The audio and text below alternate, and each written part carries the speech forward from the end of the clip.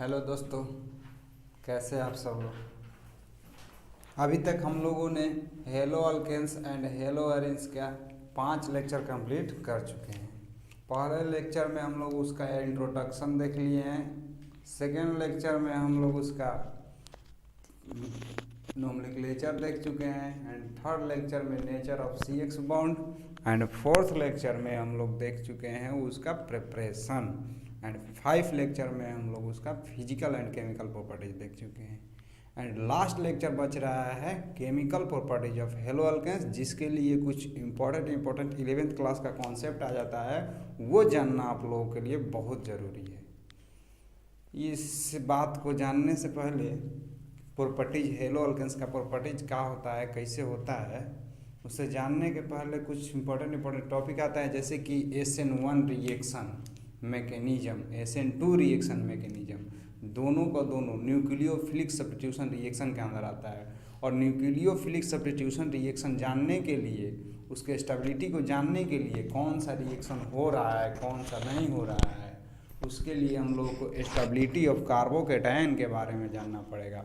तो चलिए देखते हैं stability of carbocation. Stability of carbocation electron displacement के आधार पर निर्भर करता है। इलेक्ट्रॉन केमिस्ट्री में इलेक्ट्रॉन डिस्प्लेसमेंट इफेक्ट 4 तरह के होते हैं। केमिस्ट्री में इलेक्ट्रॉन डिस्प्लेसमेंट इफेक्ट 4 तरह के होते हैं। फर्स्ट जो होता है electromeric effect, this is a temporary effect. यह एक टेम्प्रोरी इफेक्ट होता है, इसे ना के बराबर होता है, इसे यूज में उतना ही नहीं जाता है। सेकेंड जो आता है इंडक्टिव इफेक्ट, यहाँ से हम लोग का कहानी शुरू होता है। एंड थर्ड जो होता है रेजोनेंस या मेजोमेरिक इफेक्ट।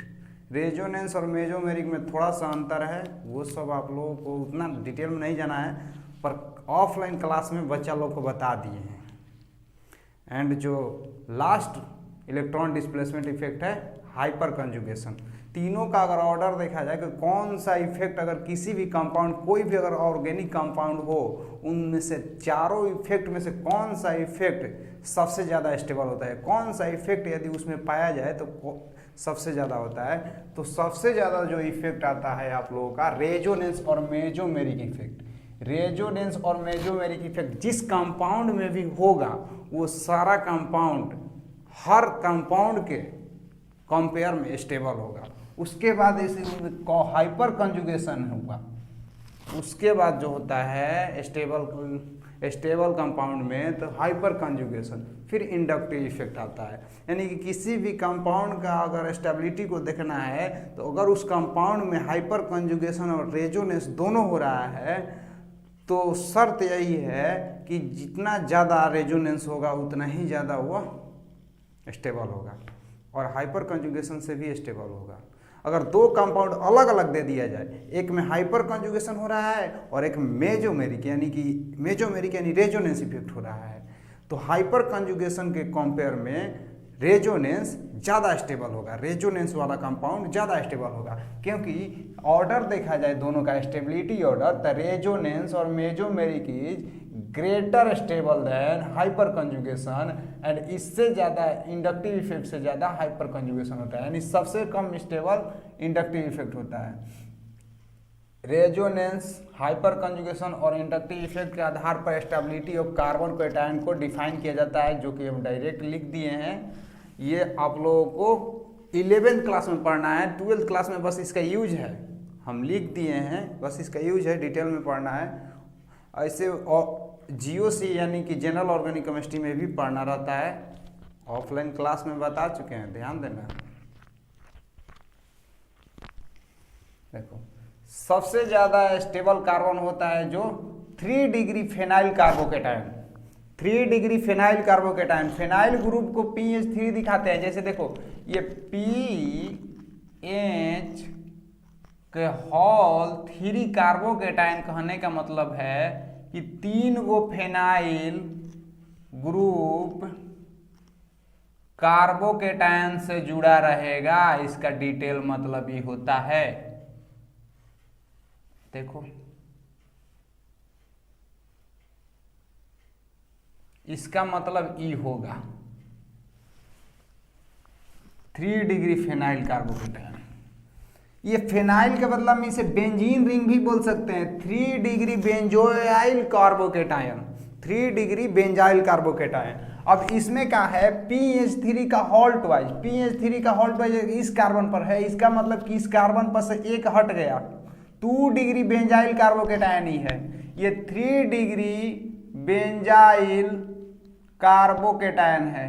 लिख रहे हैं, जरूरी नहीं है, सारा नोमेनक्लेचर में हम बता चुके हैं, जरूरी नहीं है इसका नाम जानना। 3 डिग्री बेंजाइल कार्बोकेटायन।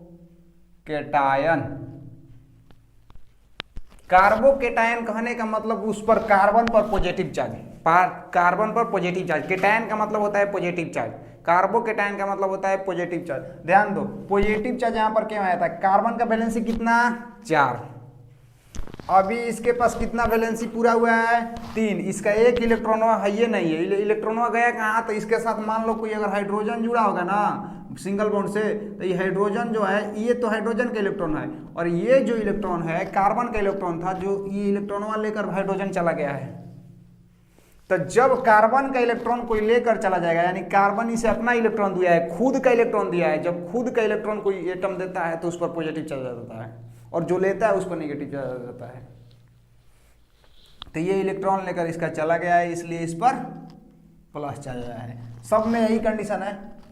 इसमें क्या है, 2 डिग्री बेंजोइल कार्बोकेटायन है और एक हाइड्रोजन है, एक मिनट, 2 डिग्री बेंजोइल कार्बोकेटायन, एक हाइड्रोजन होगा यहाँ पर 3 डिग्री, 3 वैलेंसी पूरा है, एक वैलेंसी नहीं पूरा है, तो 2 डिग्री बेंजोइल कार्बोकेटायन, ये 1 डिग्री। अब इसके बाद जो आता है 3 डिग्री मेथाइल कार्बोकेटायन आता है, फिर फेनाइल यानी कि बेंजाइल कार्बोकेटायन आता है, फिर इसके बाद ये जो है ये अलाइल बुलाता है, अलाइल कार्बोकेटायन। इसे हम इरेज कर दे रहे हैं, समझ गए होगे तुम लोग। इसे अलाइल कार्बोकेटायन बोलते हैं। उसके बाद जो आता है 2 डिग्री कार्बोकेटायन आता है। यहाँ पर CH3 हॉल थराइज का मतलब क्या है कि CH3 एक ही कार्बन से 3 गो CH3 जुड़ा हुआ है, और यहाँ पर एगो प्लस है, एगो बॉन्डवा नहीं है, ठीक है।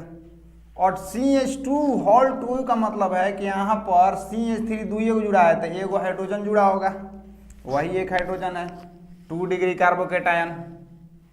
फिर 1 डिग्री कार्बोकेटायन, ये भी 1 डिग्री है, ये भी 2 डिग्री है, और ये अलाइल कार्बोकेटायन। इतना ध्यान देना, समझने वाली बात यही है, बहुत मोस्ट इंपॉर्टेंट है। पूरे 12th क्लास के केमिस्ट्री में कार्बोकेटायन का बहुत ही इंपॉर्टेंट रोल है, तो ध्यान दो।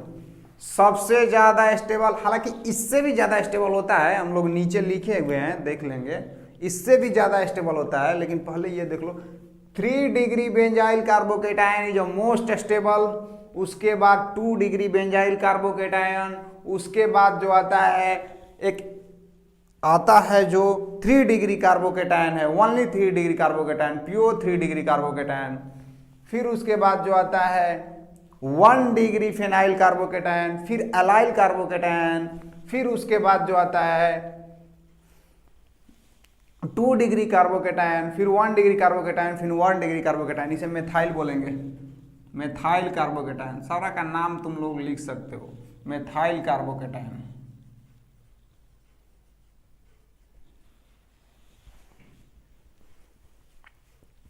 फिर से नाम बोल दें, देख लो पीछे से, मेथाइल कार्बोकेटायन, इथाइल कार्बोकेटायन, ये क्या हो गया डाई मेथाइल कार्बोकेटायन, ये क्या हो गया एलाइल कार्बोकेटायन, फेनाइल कार्बोकेटायन। अगर इसका रियल मतलब लिखें तो बेंजाइल मेथाइल कार्बोकेटायन। इसका जो मतलब लिखेंगे तो एक ठो बेंजीन ग्रुप जुड़ा हुआ है, CH2 है, तो इसको तो बेंजाइल बोल देंगे, इसको मेथाइल बोल देंगे कार्बोकेटायन। अब इस पर क्वेश्चन आता है, देखो किस तरह का क्वेश्चन आता है। बोर्ड में भी क्वेश्चन आ सकता है, पर सीबीएसई बोर्ड में। CH3 single bond CH double bond CH2, ये फर्स्ट को है। CH3 CH3 CH3 CH3 CH3 CH3, ये 3 तरह का कार्बोकेटायन है, 3 तरह का कार्बोकेटायन है। अब हम लोग से कोई पूछ दिया कि इसमें सबसे ज्यादा स्टेबिलिटी ऑर्डर बताओ, इन तीनों का स्टेबिलिटी ऑर्डर बताओ, ये 3rd नंबर है कि सबसे ज्यादा स्टेबल कौन सा कार्बोकेटायन है। तो इसको देखने गए तो ये कौन सा कार्बोकेटायन है, अलाइल कार्बोकेटायन, ये 3 डिग्री कार्बोकेटायन, ये 2 डिग्री कार्बोकेटायन। हम लोगों के पास ऑर्डर याद है कि सबसे ज्यादा 3 डिग्री बेंजाइल वाला, 2 डिग्री बेंजाइल वाला, उसके बाद फिर उसके बाद जो आता है 3 डिग्री कार्बोकेटायन आता है प्योर वाला, फिर उसके बाद आता है 1 डिग्री बेंजाइल कार्बोकेटायन, फिर उसके बाद जो आता है 2 डिग्री आता है, फिर उसके बाद जो आता है 1 डिग्री आता है। तो यहां पर देख ले एलाइल कार्बोकेटायन, एलाइल कार्बोकेटायन सबसे ज्यादा यहाँ पर 3 डिग्री होगा, क्योंकि फेनाइल वाला कोई नहीं है, फेनाइल के बाद आता है 3 डिग्री। तो सबसे पहले 3 degree carbocation is most stable. फिर उसके बाद जो आता है 2 डिग्री से, यानी 2 डिग्री कार्बोकेटायन से ज्यादा स्टेबल होता है एलाइलिक कार्बोकेटायन। तो allylic carbocation is most stable, यानी फर्स्ट, फिर उसके बाद 3rd। ऊपर ऑर्डर दिया गया है, उस ऑर्डर को याद करते हुए इसको सजा देना है। इसके बाद ये जो क्वेश्चन है, इसे से बताना है कौन सबसे ज्यादा स्टेबल है। तो सबसे ज्यादा स्टेबल के लिए ये जो है एलाइलिक कार्बोकेटायन है, एलाइल कार्बोकेटायन है। ये 2 डिग्री कार्बोकेटायन है, 1 डिग्री कार्बोकेटायन है। देख लो, काहे कि केटायन यानी प्लस चिन्ह यहाँ पर आया है, जिस पर केटायन है वो केवल एक कार्बन से जुड़ा हुआ है, इसलिए 1 डिग्री कार्बोकेटायन। ये कौन सा कार्बोकेटायन है, तो ये बेंजीन ग्रुप है, इसे पीएच बोल सकते हैं, यानी फेनाइल, इसे पीएच बोल सकते हैं। 1 डिग्री का एलाइल कार्बोकेटायन से ज्यादा स्टेबल होता है PHCH2, देख लो एलाइल कार्बोकेटायन से। फिर ये 1 डिग्री है, तो 1 डिग्री तो लास्ट में आता है, इसका मतलब कि सबसे ज्यादा स्टेबल C नंबर हो गया। फिर उसके बाद एलाइल कार्बोकेटायन A नंबर, फिर उसके बाद B नंबर। चमका। ये जो क्वेश्चन था IIT 2013 में आया था, IIT JEE मेंस 2013 में का पूछा गया क्वेश्चन है, स्टेबिलिटी ऑर्डर ऑफ कार्बोकेटायन का। पूरे केमिस्ट्री में देखा गया कि मोस्ट स्टेबल कार्बोकेटायन जो होता है, मोस्ट स्टेबल कार्बोकेटायन जो कि अपवाद में आ जाता है, सबसे ज्यादा स्टेबल कार्बोकेटायन होता है ट्राईसाइक्लोप्रोपाइल मेथाइल कार्बोकेटायन। कारण पूछा गया, तो पूछा गया कि इसमें रेजोनेंस होता है कौन सा, डांसिंग रेजोनेंस। वो सब जानना नहीं है, ठीक ना, वो सबको थोड़ा सा पर्सनल, यानी पर्सनल रखो। ट्राईसाइक्लोप्रोपाइल मेथाइल कार्बोकेटायन, वो भी कौन सा, 3 degree. Tricyclopropyl methyl carbocation, dicyclopropyl methyl carbocation, methyl cyclopropyl carbocation. पूरे केमिस्ट्री में देखा गया कि सबसे ज्यादा मोस्ट स्टेबल कार्बोकेटायन जो होता है ट्राईसाइक्लोप्रोपाइल मेथाइल कार्बोकेटायन, उसके बाद 2 डिग्री वाला डाईसाइक्लोप्रोपाइल मेथाइल कार्बोकेटायन, एंड इसके बाद लास्ट जो होता है मेथाइल साइक्लोप्रोपाइल कार्बोकेटायन, यानी 1 डिग्री वाला साइक्लोप्रोपाइल। पूरे केमिस्ट्री में मोस्ट स्टेबल ये वाला होता है, सबसे ज्यादा स्टेबल कार्बोकेटायन पूरे केमिस्ट्री में। याद रखना, पूरे इतिहास जगत में बोल सकता है, आगे हो सकता है, ये सारा मनगढ़ंत कहानी है। देखो, final order of stability of carbocation. अब final order of stability of carbocation देखेंगे। फाइनल ऑर्डर में most stable tricyclopropyl methyl carbocation, dicyclopropyl methyl carbocation, monocyclopropyl methyl carbocation. इसको मोनोसाइक्लोप्रोपाइल मेथाइल कार्बोकेटायन भी बोल सकते हैं, इसी की जैसे। वो एक गो रहता है तो मोनो यूज करते हैं, 2 गो रहता है तो डाई यूज करते हैं, 3 गो रहता है तो ट्राई यूज करते हैं। ध्यान है ना। समझ जाना। उसके बाद 3 डिग्री फेनाइल कार्बोकेटायन यानी बेंजाइल, 2 डिग्री बेंजाइल कार्बोकेटायन, फिर 3 डिग्री मेथाइल कार्बोकेटायन, फिर उसके बाद आता है benzyl methyl carbocation, allyl carbocation, फिर 2 डिग्री कार्बोकेटायन, फिर 1 डिग्री कार्बोकेटायन, फिर मेथाइल 1 डिग्री कार्बोकेटायन। ये फाइनल ऑर्डर है स्टेबिलिटी ऑफ कार्बोकेटायन का। यहाँ अब हम लोगों का लेक्चर खत्म हो रहा है स्टेबिलिटी ऑफ कार्बोकेटायन। ध्यान से देखना, ना समझ में आए वीडियो को रिपीट करना, बार बार देखना, जरूर समझ में आएगा।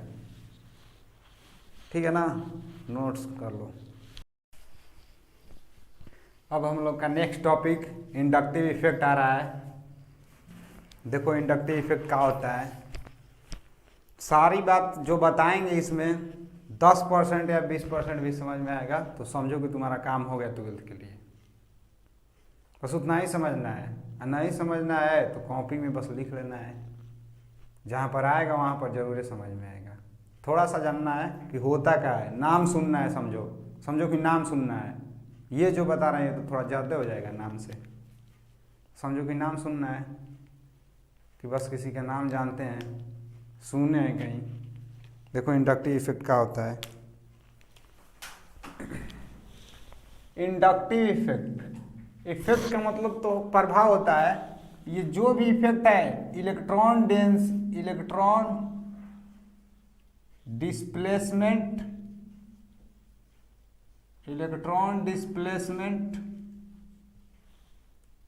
इफेक्ट का टाइप है। इलेक्ट्रॉन डिस्प्लेसमेंट इफेक्ट का ये टाइप है। ठीक है ना। इलेक्ट्रॉन डिस्प्लेसमेंट इफेक्ट 4 तरह के होते हैं। पहले भी बता चुके हैं स्टार्टिंग में ही, वीडियो के स्टार्टिंग में ही बताए हैं, जब resonance greater than hyper conjugation greater than inductive effect बता रहे थे, तभी बता दिए हैं। इसका 4 टाइप होता है। पहला इलेक्ट्रोमेरिक इफेक्ट जो कि एक टेम्पोररी इफेक्ट है, and second resonance effect, third inductive effect, and fourth hyper conjugation, जिसमें से resonance effect is more stable. अब इंडक्टिव इफेक्ट क्या होता है देख लो। तो इंडक्टिव इफेक्ट 2 तरह का होता है, plus I effect, minus I effect, यानी कि plus inductive effect, minus inductive effect. ये जो भी है इलेक्ट्रॉन डिस्प्लेसमेंट इफेक्ट का टाइप होता है। इलेक्ट्रॉन डिस्प्लेसमेंट इफेक्ट का मतलब इलेक्ट्रॉन का विस्थापन इधर से उधर, उसका क्या प्रभाव पड़ेगा किसी भी कंपाउंड पर। इलेक्ट्रॉन का उधर से उधर जाना, यानी उसके डिस्प्लेसमेंट के जाने के कारण ही कोई भी कंपाउंड स्टेबल होता है। प्लस आई इफेक्ट का मतलब कि इलेक्ट्रॉन विड्रॉइंग ग्रुप जिस भी कंपाउंड से जुड़ा रहेगा वो प्लस आई इफेक्ट शो करेगा। जिस भी कंपाउंड से इलेक्ट्रॉन डोनेटिंग ग्रुप जुड़ा रहेगा वो माइनस आई इफेक्ट शो करेगा। हम बताएंगे कि कौन सा प्लस आई ग्रुप है, कौन सा माइनस आई ग्रुप है, यानी कौन सा प्लस इलेक्ट्रॉन डोनेटिंग ग्रुप है और कौन सा इलेक्ट्रॉन विड्रॉइंग ग्रुप है। इलेक्ट्रॉन विड्रॉइंग और इलेक्ट्रॉन डोनेटिंग ग्रुप का कहानी जानने से पहले ये सारा कहानी विड्रॉइंग और डोनेटिंग का कहानी इलेक्ट्रोनिगेटिविटी पर निर्भर करता है। ये जानने से पहले हम लोगों को इलेक्ट्रोनिगेटिविटी के बारे में जानना पड़ेगा। इलेक्ट्रोनिगेटिविटी के बारे में ज्ञान होगा तभी इंडक्टिव इफेक्ट के बारे में ज्ञान होगा। तो देखो इलेक्ट्रोनिगेटिविटी का मतलब होता है किसी भी कंपाउंड, किसी भी मतलब एटम या मोलिक्यूल या बोलो किसी भी ब्रांच का कितना इलेक्ट्रॉन रखने की क्षमता होता है उसी को इलेक्ट्रोनिगेटिविटी बोलते हैं। मतलब जिसके पास जितना ज़्यादा इलेक्ट्रॉन रखने की क्षमता हो उसी को उतना ही ज़्यादा इलेक्ट्रोनिगेटिविटी होगा। तो फ्लोरीन के पास इलेक्ट्रॉन रखने की क्षमता सबसे ज़्यादा होता है, इसलिए इलेक्ट्रोनिगेटिविटी फ्लोरीन का सबसे ज़्यादा होता है। फिर ऑक्सीजन का होता है, फिर नाइट्रोजन का होता है। नाइट्रोजन का 3 होता है, क्लोरीन का भी 3 होता है, लेकिन नाइट्रोजन का इलेक्ट्रोनिगेटिविटी क्लोरीन से ज़्यादा माना जाता है। एक्सपेरिमेंटली देखा गया है। ये सारा चीज जो डाटा लिखे हैं ये सारा डाटा एक्सपेरिमेंटली कैलकुलेटेड है। इसको याद तो नहीं करना है, लेकिन एक आंकड़ा लगा सकता है। लेकिन 2-3 ठो है जिसको याद रखेगा तो अच्छा रहेगा। कॉम्प्लेक्स कंपाउंड, जो कॉम्प्लेक्स कंपाउंड तुम लोग कोऑर्डिनेशन कंपाउंड जो पढ़ा है उसमें भी इसके बारे में जिक्र किया गया है। बोरमीन का इलेक्ट्रोनिगेटिविटी 2.8, आयोडीन का इलेक्ट्रोनिगेटिविटी 2.5, सल्फर का इलेक्ट्रोनिगेटिविटी 2.5, कार्बन का इलेक्ट्रोनिगेटिविटी 2.5। तो आयोडीन, सल्फर, ब्रोमीन यानी बोलो तो तुम लोग कौन सा क्लास कर रहा है, इंटरमीडिएट आईएससी। आईएससी का वैल्यू 2 साल का कोर्स होता है, 2.5 साल मान लो। कोनो कोनो लड़का कमजोर होता है ना, 5 साल 5 महीने ज़्यादा लग जाता है सीखने में, इसलिए आईएससी का इलेक्ट्रॉनिक एक्टिविटी 2.5 होता है, 2.5। बाकी का इससे सबसे ज़्यादा, मतलब फ्लोरीन का सबसे ऊपर, उसके बाद ऑक्सीजन, नाइट्रोजन। याद करने का एक ट्रिक होता है कि सबसे इलेक्ट्रॉनिगेटिविटी किसका ज़्यादा होता है, तो फोन पढ़ा जाता है। क्या पढ़ा जाता है, फोन, FON, तीने को पढ़ाइबे करता है पूरा क्लास में, पूरा टीचर लोग तीने को बतेबे करते हैं। बाबू फोन याद रखना, क्या याद रखना, फोन। कौन फोन, जो चलाते हो ना, FON फोन। F मतलब फ्लोरीन का इलेक्ट्रॉनिगेटिविटी सबसे ज़्यादा, फिर ऑक्सीजन, फिर नाइट्रोजन। अब बाकी 3 को आईएससी भी करेगा जिसका इलेक्ट्रॉनिगेटिविटी 2.5 होता है। हाइड्रोजन का 2.1 होता है, हाइड्रोजन का 2.1 होता है। याद रखने का ट्रिक ये भी हो सकता है कि सारा भी कहानी इससे ऊपर जो है 2.5 है, कितना है, 2.5 वो। और एक कहानी ये भी हो सकता है, याद रखने का लॉजिक बता रहे हैं, कोई लॉजिक नहीं है, ना ही एक्सपेरिमेंटली है, कोई मतलब डाटा एक्सपेरिमेंटली है, हम जो बता रहे हैं वो लॉजिक है। लॉजिक ये है कि हाइड्रोजन का एक सबसे भारी अणु होता है जिसे ट्रिटियम बोला जाता है, उसका जो होता है, उसका द्रव्यमान यानी एटॉमिक नंबर, एटॉमिक मास 3 होता है। कितना होता है, 3। तो 2.1 दोनों को जोड़ देने पर 3 आएगा। हाइड्रोजन कितने स्टेट में पाया जाता है, 3 स्टेट में, प्रोटियम, ड्यूटेरियम, ट्रिटियम। तो हाइड्रोजन का इलेक्ट्रॉनिगेटिविटी 2.2। अगर ऑर्डर देखा जाए तो फ्लोरीन सबसे ज्यादा इलेक्ट्रॉनिगेटिव होता है, ऑक्सीजन, फिर नाइट्रोजन, फिर क्लोरीन, फिर ब्रोमीन, फिर आयोडीन, फिर सल्फर, फिर कार्बन, फिर हाइड्रोजन। एग्जाम्पल देख लेते हैं कि ऐसा क्या होता है, माइनस आई इफेक्ट कैसे आता है, प्लस आई इफेक्ट कैसे आता है। एग्जाम्पल देखने से पहले कुछ बात को याद रखना, ये छोटा छोटा बात है जो इसे तुम लोग को याद रखना पड़ेगा। रुका हुआ चार्ज, यदि किसी भी कंपाउंड पर चार्ज कौन सा रुका है, कैसे रुका है, कैसे ना रुका है, बस इतना समझो कि रुका हुआ होगा कहीं पर, जहां आएगा तहां बताएंगे, ठीक है। रुका हुआ चार्ज जितना ज्यादा डिस्ट्रीब्यूट होगा, यानी किसी भी चीज पर जितना ज्यादा चार्ज है वो जितना ही ज्यादा बट जाए वो उतना ही ज्यादा स्टेबल होगा। अगर एग्जांपल लिया जाए कि किसी भी व्यक्ति पर जितना ही ज्यादा कर्जा है, उस कर्जे को उस जितना ही ज्यादा बांट दिया जाए, यानी कि किसी व्यक्ति के 4 लड़के हैं और उसके पापा कर्जा लिए हैं और वो कर्जा को चारों बेटे पर जितना ही ज्यादा बांट देंगे ना, उतने ज्यादा उनका पर लोड कम हो जाएगा, वो स्टेबल हो जाएंगे, वो संतुष्ट हो जाएंगे, ठीक है ना। तो वही चार्ज को जितना ही ज्यादा डिस्ट्रीब्यूट कर दिया जाए, बांट दिया जाए, वो कंपाउंड उतना ही ज्यादा स्टेबल होगा। तो चार्ज किस पर कितना आएगा नहीं समझ। देखो एक एग्जांपल दे रहे हैं, carbon single bond carbon, single bond carbon, और इससे एक एक्स ग्रुप जुड़ा हुआ है। कौन सा group, x group. Carbon single bond carbon, single bond carbon, इससे एक वाई ग्रुप जुड़ा हुआ है। हमको ये नहीं पता है कि कौन विडोइंग ग्रुप है, कौन इलेक्ट्रॉन डोनेटिंग ग्रुप है। तो देखो, लेकिन इलेक्ट्रोनेगेटिविटी का खेल पता है, जिसका इलेक्ट्रोनेगेटिविटी सबसे ज्यादा उस इलेक्ट्रॉन ज्यादा रखने की क्षमता रखता है। हम यहां पर बोल रहे हैं कि इलेक्ट्रोनेगेटिविटी ऑफ एक्स, यानी इसका इलेक्ट्रोनेगेटिविटी कार्बन से ज्यादा है, कार्बन से इलेक्ट्रोनेगेटिविटी इसका ज्यादा है। तो जब कार्बन से इसका इलेक्ट्रोनेगेटिविटी ज्यादा है तो ये इलेक्ट्रॉन ज्यादा रख सकता है, यानी कि ये बॉन्ड में का इलेक्ट्रॉन, जो 2 इलेक्ट्रॉन है, चाहे जो भी इलेक्ट्रॉन इस बॉन्ड में है, ये इलेक्ट्रॉन को अपनी तरफ खींचेगा, क्योंकि ये इलेक्ट्रॉन को रख सकता है। तो जैसे ही इलेक्ट्रॉन को रखेगा तो इसका इलेक्ट्रॉन ये ले लिया, जो इलेक्ट्रॉन अपने ऊपर लेता है उस पर माइनस चार्ज आ जाता है, और जो दे रहा है इलेक्ट्रॉन उस पर प्लस चार्ज आ जाता है। देखा जाता है कि इंडक्टिव इफेक्ट, इस पर प्लस चार्ज आ जाएगा तो इस पर डबल डेल प्लस चार्ज आ जाएगा, इस पर ट्रिपल डेल प्लस चार्ज आ जाएगा, यानी प्लस चार्ज आपस में इधर बढ़ते चला जाएगा। जब ये इसको देगा फिर ये इसको देगा।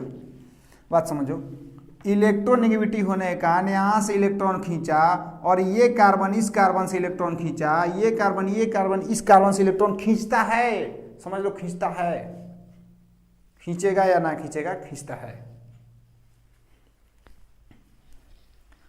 तो जो खींचता है, जो अपने ऊपर इलेक्ट्रॉन को लेता है उस पर नेगेटिव चार्ज, और जिधर से लेता है जो देता है उस पर पॉजिटिव चार्ज, पार्शियल नेगेटिव और पार्शियल पॉजिटिव चार्ज डेवलप हो जाता है। देखा गया है एक्सपेरिमेंटली कि ये जो पॉजिटिव चार्ज डेवलप हो रहा है ना, लगभग लगभग आफ्टर 3 स्टेप, पीछे 3 स्टेप तक जाते जाते खत्म हो जाता है ये चार्ज धीरे धीरे घटते जाता है, इधर से इधर घटते जाता है। ये मत समझना कि एगो डेल प्लस है, 2 डेल प्लस हो गया ना, हम खाली रिप्रेजेंटेशन दिए हैं कि राम राम राम,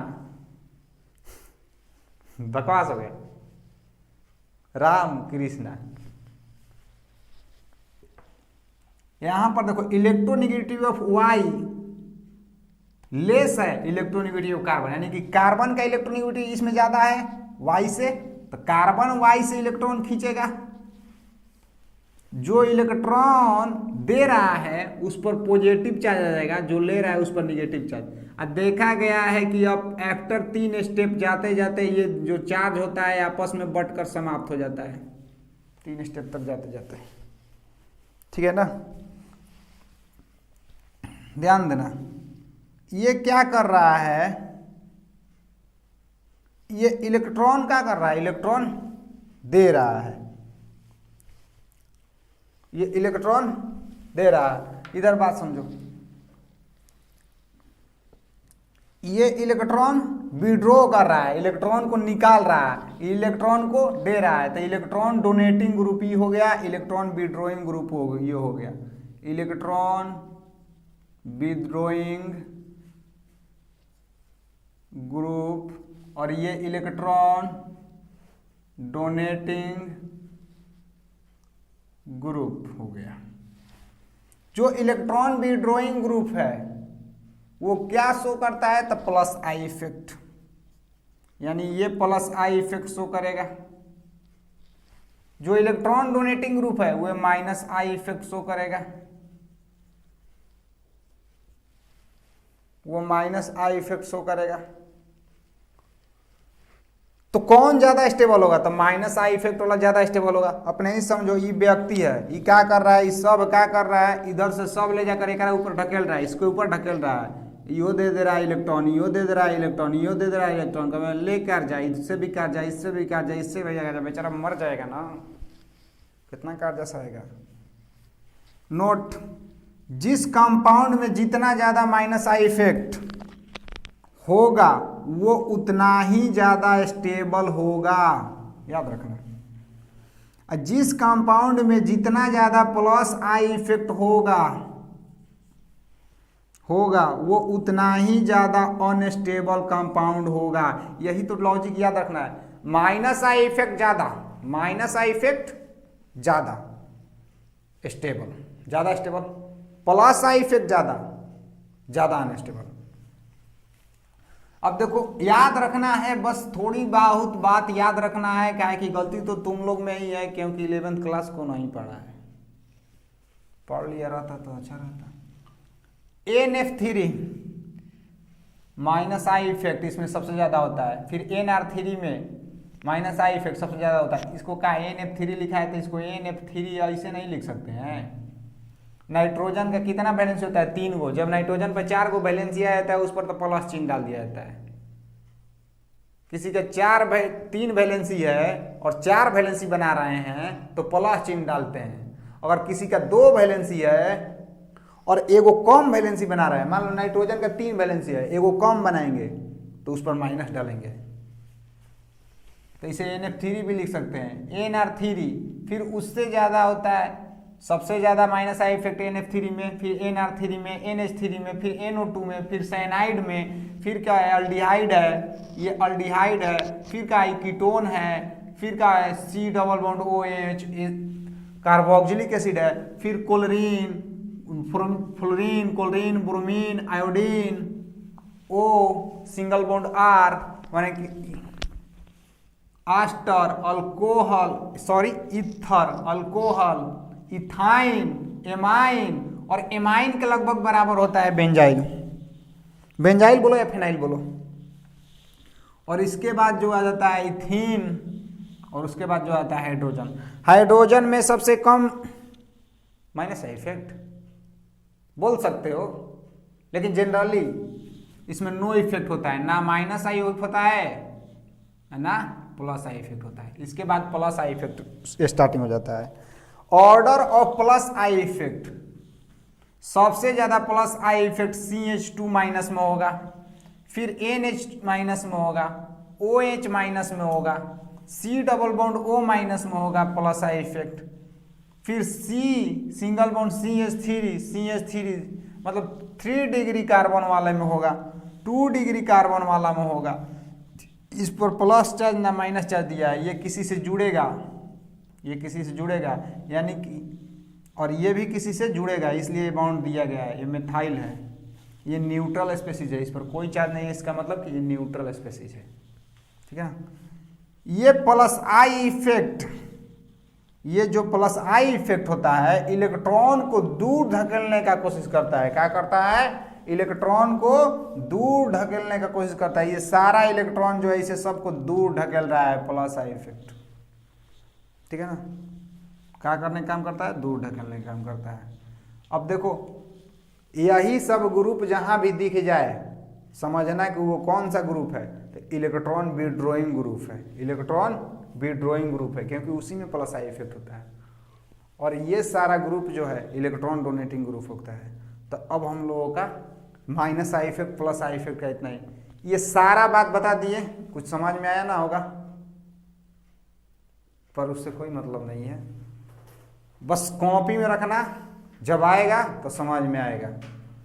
बस थोड़ा सा यूज हो जाता है इसका, इसलिए बताना पड़ रहा है, जब आएगा तो जरूर समझ में आएगा। इतना याद रखना कि माइनस आई इफेक्ट जिसमें ज़्यादा होगा वो स्टेबल होगा, और जिसमें प्लस आई इफेक्ट होगा वो कम स्टेबल होगा उसके तुलना में।